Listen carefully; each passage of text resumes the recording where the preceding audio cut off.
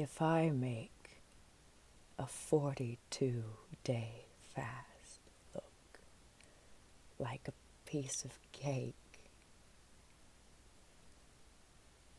I would invite you to try it for just 3. The first day is hell.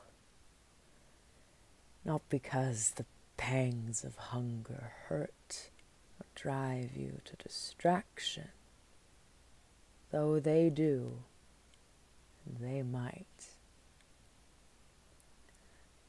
Rather because of how aware you become of your total dependence on such stuff as you take for granted every day. It's a very disappointing confrontation with your fleshly existence. Love it or loathe it, your body needs butter and oil, fruits and veggies, bread and cheese, just like any other. This is what you must overcome if you are to pursue fasting professionally as a weapon, as a tool, as an art. The second day, that's limbo, baby.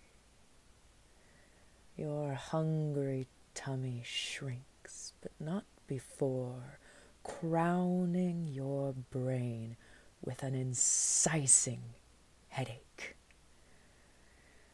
Your mouth dries out and your skin tightens. But rather than food, if you listen closely to your changing body, what it really wants is warmth, a bath, peace and quiet. Your very perception of the passing of time will spin and stretch out around you. You can do less and feel more, much more. And the third day is quietly ecstatic, a homecoming between mind and body, a beautiful revelation. It's heaven. Though you will feel dizzy, you will feel a strength where digestion used to burn.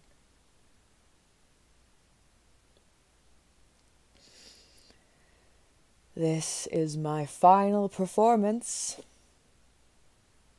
My 42-day record is a wonderful personal achievement, but it is taking its toll. And since I have no more cause to stay alive, I simply